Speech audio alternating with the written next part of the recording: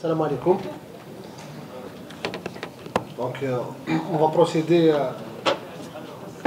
à répondre aux questions des messieurs et mesdames les élus par rapport à leurs préoccupations au sujet de notre secteur de l'hydraulique. Je commencerai par l'intervention de Madame Arkan, qui a soulevé le manque d'eau au niveau de Bouzguene. Pour Bouzguene, ça a été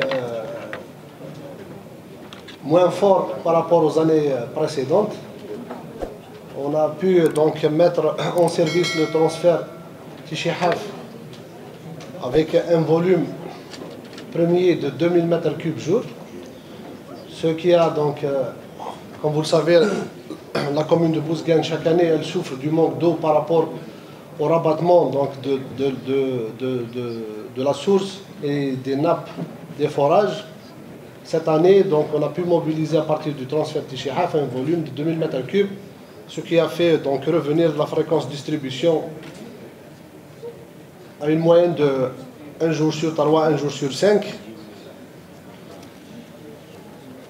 Et ça a été donc apprécié par la population locale dans la perspective de la continuité de l'achèvement du dit projet dans sa totalité pour l'été prochain, donc ce qui va nous permettre de mobiliser donc un volume plus conséquent. Néanmoins, donc on espère les jours qui viennent la remontée des nappes. Donc par rapport donc, aux extensions d'habitation du village Tarihant, on a saisi l'APC de prendre en charge l'étude de ces extensions dans une perspective de prise en charge du réseau de distribution de cette localité. L'intervention de M. Baha, donc, qui se préoccupe par rapport au transfert CBAO et les mesures prises avant la saison donc, hivernale. Donc, dans ce sens, la MBT a engagé une opération de recalibrage de l'oued, une opération qui est donc achevée. Aussi, ils ont engagé un bureau d'études pour dégager des solutions et un financement donc, a été demandé à la tutelle pour prendre en charge donc, ce confortement. Aussi par rapport au projet de dédoublement, donc ce projet dédoublement et alimentation des pôles urbains est scindé en deux opérations. Donc la première opération, donc, elle affiche un taux d'avancement dépassant donc près de 60%. C'est le raccordement des pôles urbains. Donc les deux pôles Imlel et Ounou Charqi sont donc raccordés. Par rapport au dédoublement de la conduite, donc on a connu un peu quelques entraves et qu'on est en train de lever au fur et à mesure. On est à un pourcentage de 35% de postes de canalisation. Donc, M. Takfarines qui se préoccupe par rapport à Tessif d'Aït-Khlili, effectivement, donc, les déchets qui ont été constatés, c'est des déchets inertes. Et par rapport à la qualité des eaux de forage, donc il y a un contrôle régulier qui est effectué par la DIE. Au moindre souci, donc, il nous est signalé. Et on procède directement donc, aux enquêtes nécessaires. Donc l'année passée, on a été avec la direction de l'environnement pour la fermeture d'une unité de production de lait. Maintenant, cette unité est contrôlée régulièrement et les analyses sont effectuées sur le rejet. Et aucun problème n'a été signalé depuis. Par rapport à l'exploitation d'un forage par un particulier, un dépôt de plainte a été donc effectué le 24 avril 2024 auprès du procureur de la cour du tribunal d'Azazga. Donc M. Kamour qui s'inquiète par rapport à l'avancement des travaux au niveau du barrage de Soukhdata, suite à la dernière sortie effectuée en 2023. Donc, le chef de projet a parlé de l'AMBT, a parlé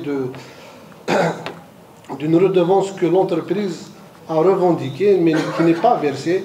Alhamdoulilah, donc grâce à l'intervention de M. Louali, l'opposition a pu être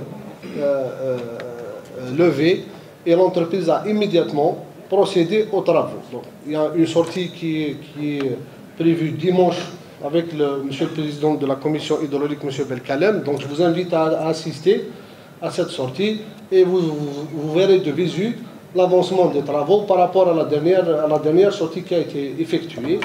Néanmoins, donc, le projet dans sa globalité, il englobe les déviations des routes chemin CW 128 et la 25.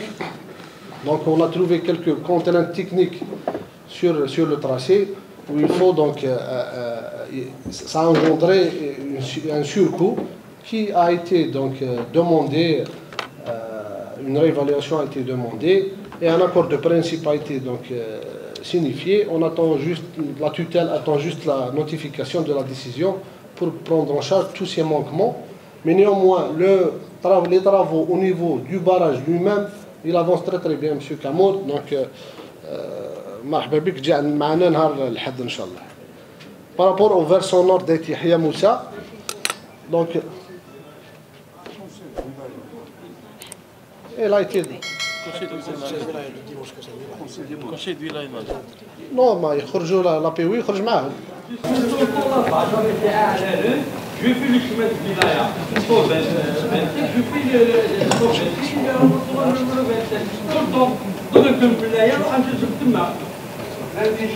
je suis même parfois, je prends le véhicule pour ça. Il y a quatre choses qui sont obligés de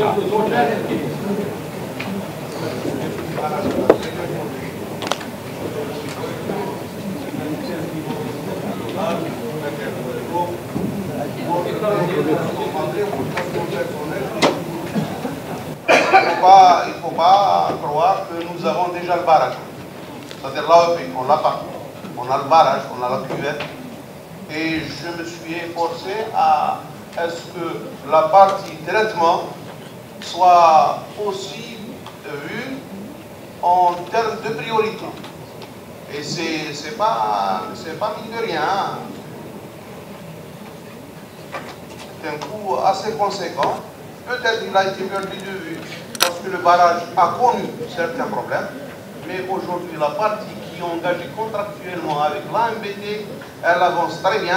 Il faudrait qu'on s'attelle et on s'accroche et on réclame le complément qui est le traitement, les conduites, c'est pour une exploitation AEB.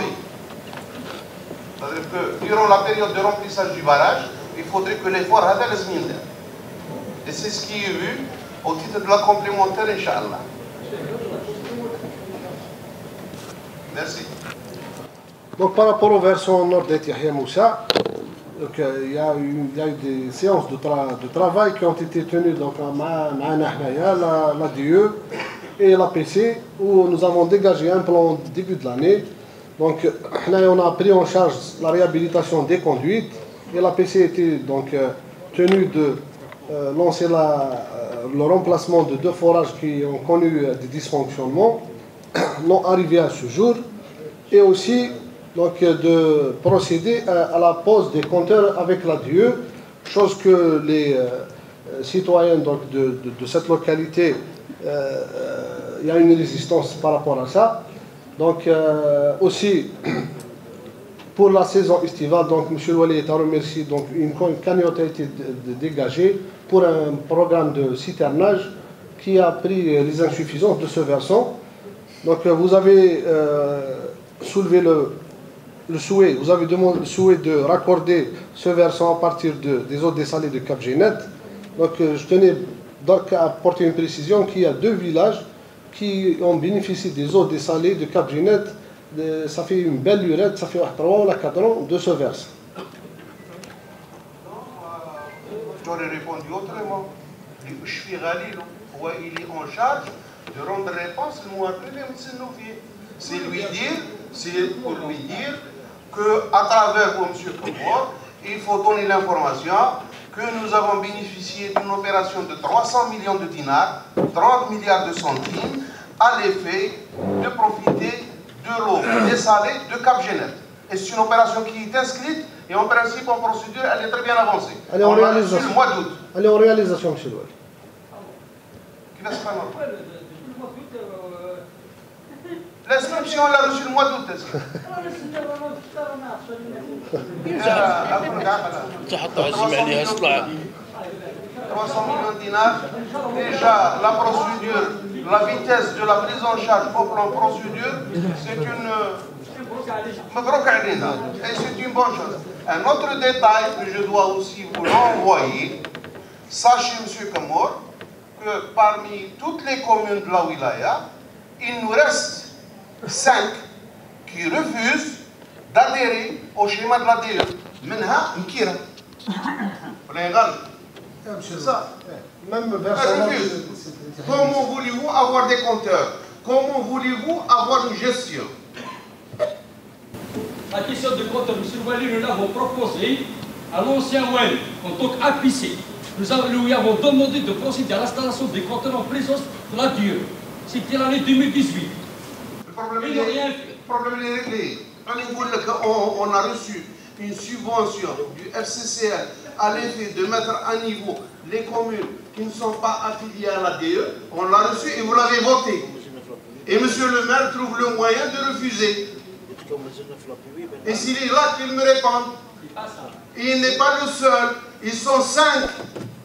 Et si je voulais que je cite les noms, car je les cite, vous en tant qu'élu, les entraves qu'on a avec Justement, nous avons déjà installé un bureau que représente là du nouveau Daït Yahya Moussa, mais a disparu par la suite.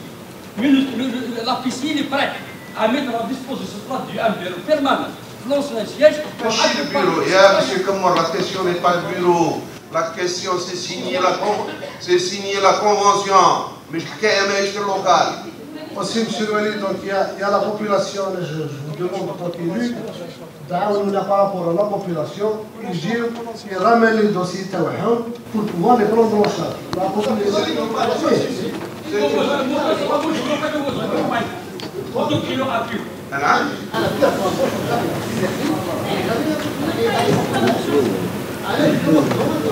Allez, c'est une bonne chose. Mais bien là, je vous accorde autre chose encore mieux. J'ai le financement qui a été validé par la PUI à l'effet d'engager les dépenses pour qu'une mise à niveau au plan gestion soit assurée pour Nkira et l'heure. Constat, les finances sont là, les PAPC refusent.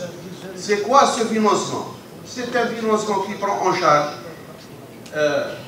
branchements, organisation, compteur, il a acquéri. Avant qu'il y ait mise en place de compteur, il faut qu'il y ait tout d'abord une concession qui se fait entre la commune et la DE.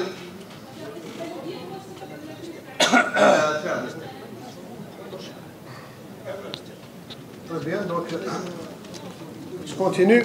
Donc, par rapport à la doléance de M. Belili, Mme Bouaziz, au tronçon de conduite qui est défectueux, donc dans le temps, on avait connu une opposition pour ce tronçon. Néanmoins, donc, on a refait 300 mètres en PHD, mais il reste les 200 mètres, les bras en acier. Nous sommes confrontés à un problème qui est la non-disponibilité des canalisations en acier. Le seul fournisseur qui est Nabil. Donc de ce fait, les entreprises sont contraintes de procéder à l'importation de ce matériau. On ne peut pas le changer en PHD, c'est pour des considérations techniques. Donc l'entreprise qui est chargée de la réhabilitation de la conduite à partir de Cap Ginette va prendre en charge le tronçon à les 200 mètres. En attendant, on attend la fourniture d'ici la fin du mois, Inch'Allah. Voilà. Pour la station monobloc, donc c'est un problème. Nous avons donc une entreprise, c'est un projet qui est confié par la tutelle à une entreprise publique. Nous avons soumis cette problématique donc à la tutelle pour nous dégager des solutions.